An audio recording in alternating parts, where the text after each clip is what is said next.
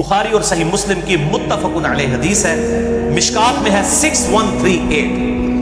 اما عائشہ رضی اللہ تعالیٰ عنہ کا بیان ہے کہ ہم ازواج مطہرات آپ صلی اللہ علیہ وسلم کی خدمت میں حاضر تھیں، اتنے میں سیدہ فاطمہ الزہرا رضی اللہ تعالیٰ عنہ وہاں پر آئیں۔ آپ صلی اللہ علیہ وسلم نے اٹھ کر استقبال کیا اور کہا خوش آمدید میری پیاری بیٹی، اور پھر دونوں باپ بیٹی ایک کونے میں بیٹھ کے آپس میں سرگوشی کرنا شروع کر دیا۔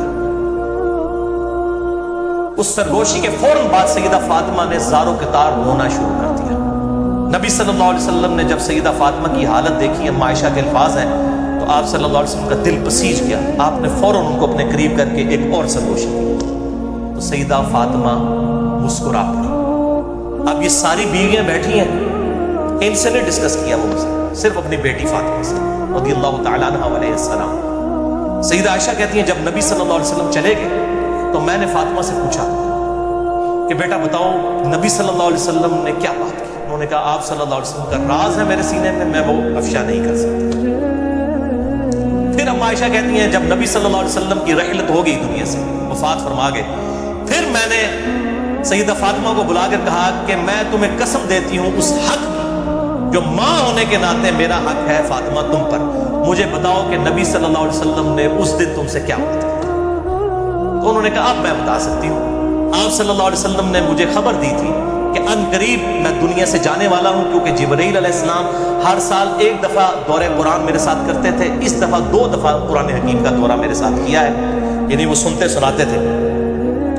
تو اس میں انڈیکیشن ہے کہ اب میں دنیا میں زیادہ عرصہ نہیں رہوں گا، تو اس بات میں رو پڑی۔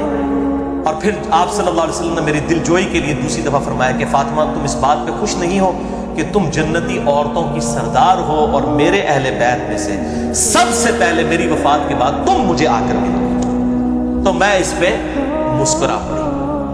تو یہ آپ صلی اللہ علیہ وسلم کے علامات نبوت والے چیپٹرز میں بھی محدثین امام بخاری اور باقی ائمہ لے کر آئے ہیں۔ آپ صلی اللہ علیہ وسلم کی پروفیسی پوری ہوئی، 6 مہینے کے بعد سیدہ فاطمہ بھی انتقال فرما گئی، اور اس وقت ان کی ایج تقریباً 20 سے 22 سال تھی، زیادہ عمر بھی نہیں تھی۔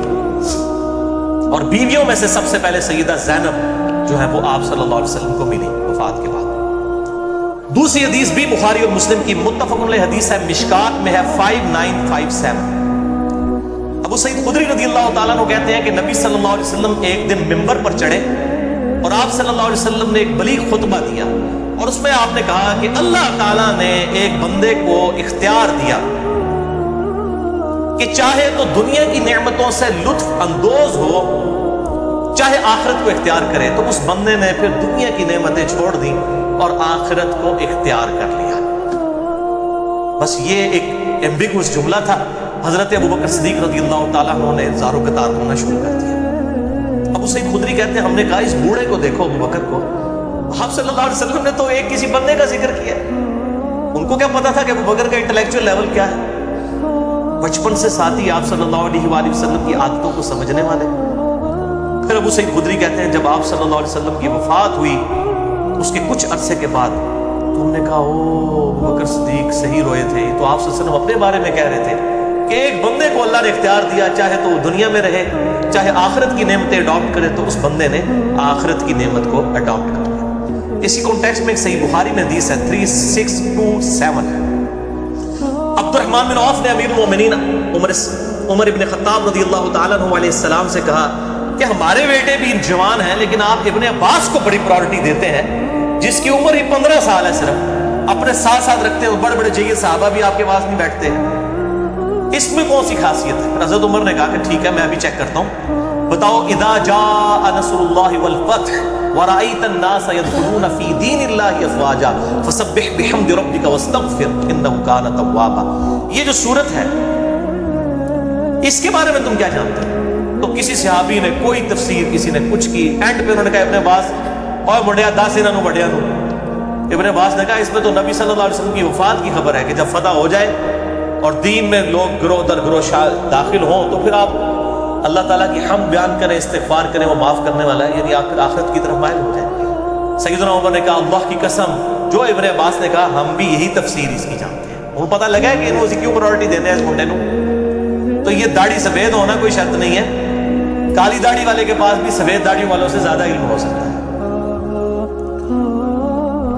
तीसरी हदीस भी सही बुखारी और सही मुस्लिम की मुत्तफ़क़ुन अलैह हदीस है, मिशकात में 5970 और 6021। सैयदा आयशा रज़ियल्लाहु ताला अन्हा कहती हैं कि आप सल्लल्लाहु अलैहि वसल्लम ने अपनी वफात से 1 महीना पहले मेरे घर आए तो आप सल्लल्लाहु अलैहि वसल्लम से मैंने अर्ज की कि हाय मेरा सर दर्द, मेरा सर फटा जा रहा है।